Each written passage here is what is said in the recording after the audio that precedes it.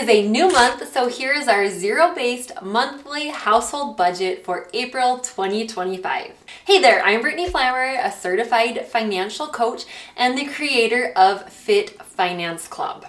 For a frame of reference, we are a family of 7 and we are living in northern Utah. Now, I'm gonna go ahead and pull open my spreadsheet because that's what I like to use for budgeting. You can snag mine on my website. I will put a link in the description box below. What I have done already is I have copied March's budget to April. So I just copy the budget month to month and then I will go ahead and make a few tweaks. Starting with income, my husband is salary. He makes just about the same every month. Occasionally there are some fluctuations if he does extra trainings or attends conferences, but we can pretty much count on $6,100. My business does make money every month. It's been making around $2,000 a month, but we want to budget and live off of my husband's income.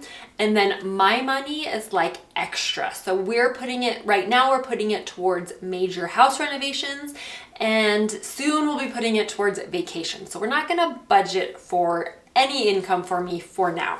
Cash back, we have a credit card. We put everything on our credit card and each month we earn some cash back. So I will just transfer that into our online savings during the month, but I'm not budgeting off of it. Whatever we earn, that's what we will put into our Christmas fund. Interest, we have a lot of money in online savings account or high yield savings accounts. So we earn interest every single month.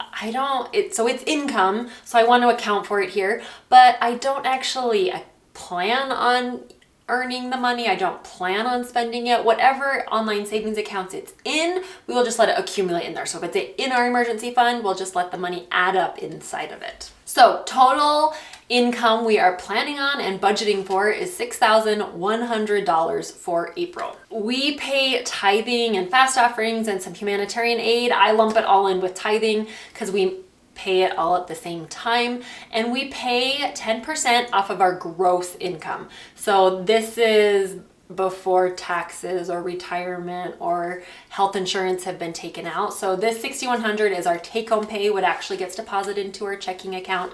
We are paying 10% on our gross pay. So that's $900.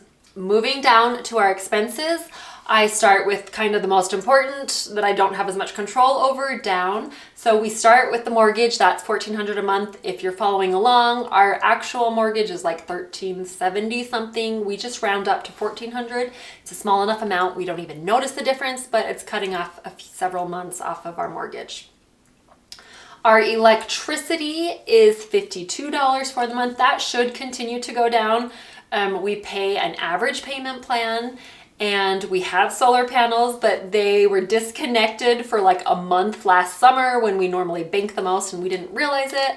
So we are paying for that now, but they've been back on. We're starting to see the sun a little bit more, so that should go down.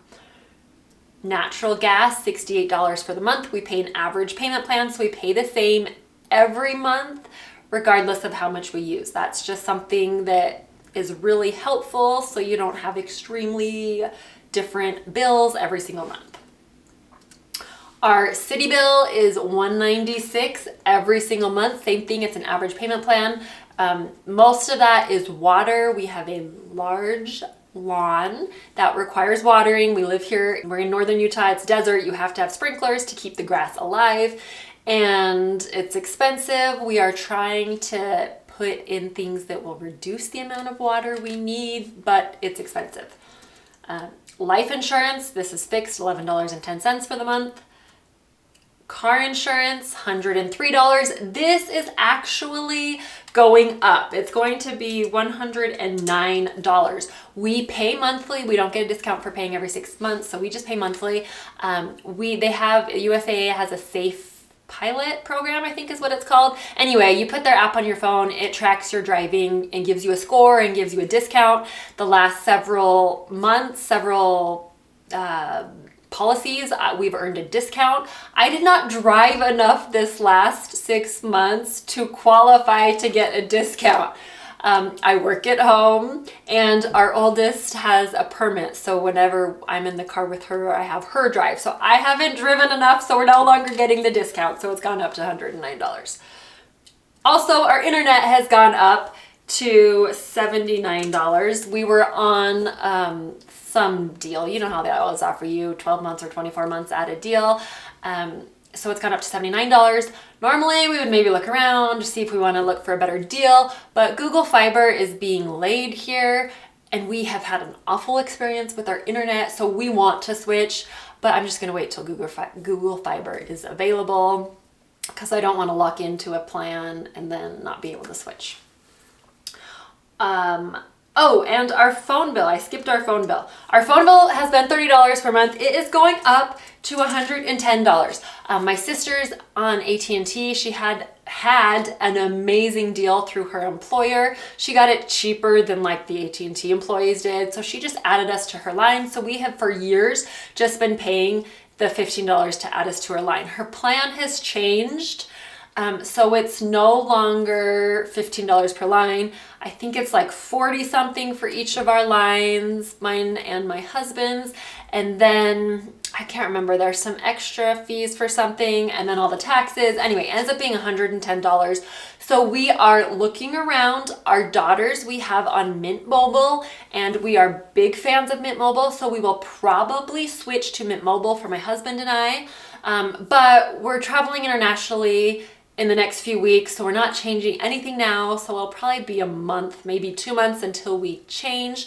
And we're gonna do a little bit more research as a teacher. Sometimes my husband gets discounts, so we will look at AT&T since we're already there. And if we can't get a better deal than $110, then we'll probably go to Mint Mobile. Gas for our car is $2.25. It's about the same in April here. We have spring break. My husband and I will be on a trip, and my kids will be here at home, so I don't think we'll use any more gas than normal. Piano, $80 for the month. Guitar is $40 for the month. Groceries I have at $750 for the month. Eating out, $35. That's just my husband and I going out maybe twice. Miscellaneous, always good to have miscellaneous. Something unusual always comes up. Money for our kids doing their jobs, or sometimes we pay them to babysit or do things for us, $25 for the month. Entertainment, random entertainment things we might go do. We haven't been doing anything. It's been winter, so we've been skiing and we already have passes for that. Now that it's warming up, being outside parks, we don't have to pay for that, so we probably won't spend much there. But it's nice to have something there if we need it. So total expenses, $3,230. That's 53% of our take-home pay going towards our expenses. Now moving on, we don't have any debt other than our mortgage, which I've already included, and our credit cards that we pay off every month. So I'm gonna go down to our savings. If you want help with your budgeting, I have a membership Fit Finance Club where we do monthly coaching calls for planning your budget, sticking with your finance goals. If you're interested, I'll put a link down in the description box. Now, these savings are, some of it's long-term retirement savings, some of it's short-term sinking funds. We have a lot of sinking funds. Most people, when I start working with clients, I don't recommend having this money. And a couple of our sinking funds I probably could just include in our monthly budget, but I've already got the auto transfer set up, so I'm just leaving it how it is. Just know you don't need this money.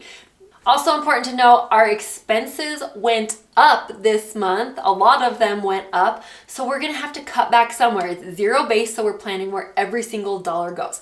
So somewhere in here, I'm gonna have to cut back something in our savings so that we are not spending more than we're making. Okay, starting with our emergency fund, we're not adding anything to it. We don't have anything budgeted because it's fully funded.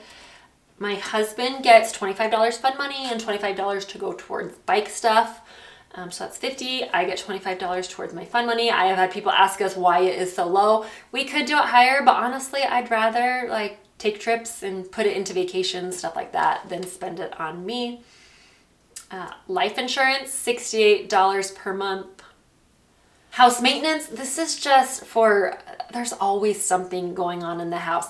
Little stuff like decorations, like our daughter's moving bedrooms. She wants to get some new curtains and some stuff up on her wall. Stuff like that, I will just pull out of house maintenance. If we need to repair something, there's always something. We are saving up for a new washing machine whenever ours finally breaks. We will have to get a new washing machine. So I like to see it piling up. but inevitably we spend some money, it feels like, every month on house maintenance. Vacation, $200 for the month. And my husband and I are taking a big trip, but our family and that's already paid for. And our family vacations this year are small road trips. We're not spending a whole lot, so $200 a month will cover us. House updates. This is the addition we are going to finish in the next couple of months. We're not putting anything in here, but anything my business makes, that's where it will go to. Clothing, $100. I've had lots of people ask how we can get by on $100, and I'm thinking I will increase it. This is the most we've ever put aside. We shop consignment, thrifts. My oldest couple of kids pay for their own clothes now. But as the kids are getting older, like shoes are more expensive because they're bigger. My oldest son now needs like nicer church clothes. I can't pick everything out for them. So I am thinking I will be increasing this soon, but for April, we're just going to keep it how it is. Gifts, $50 for the month. Car expenses, $125 for the month. Christmas, we're not putting anything in, but whatever cash back we earn on our credit card will get put towards Christmas. Kids extracurricular, $400 for the month. Our Roth IRA, mine and my husband's, are both $400. But if you'll see here, we're $98 over budget. So I've got to cut back somewhere. So I am going to cut back from our kids extracurricular. I'm going to take that down to $300 for the month. Our oldest daughter stopped. She was playing club volleyball, which can be very expensive. She did not play this year. She decided she's done. So that saved us a ton of money. But my other kid, we drained our kids extracurricular going to a soccer tournament. It was extremely expensive in February. So even though my daughter hasn't been playing, I've still kept it at $400 a month because I want to like replenish it a little bit. But now we're going to cut down to $300 a month. That should be enough to cover all of our expenses. Over the summer, there are a few extra ones. And then in the fall is when we pay the most. That's like when all of our kids have school fees, sports. That's when we pay for the club season. So we should have enough by the fall. And then the beginning balance for all of these, I don't know yet because we are still in March as I'm filming this. We still have a few days left. So at the end of March, when I do my budget wrap up in March, which I will do live, so make sure you're subscribed and hit the bell if you want to watch that. I will copy the end balance for March right over here to the beginning balance for April. Right down here is where I will track. Once I enter in all those numbers, the balances will automatically populate, and I will track my spending. Every time I go to the grocery store, I'll type in how much I have so I know how much I have left for the month. If you have any questions, let me know in the comments down below. The link to join my membership is right down there. I appreciate you watching, and I hope to see you in the next video.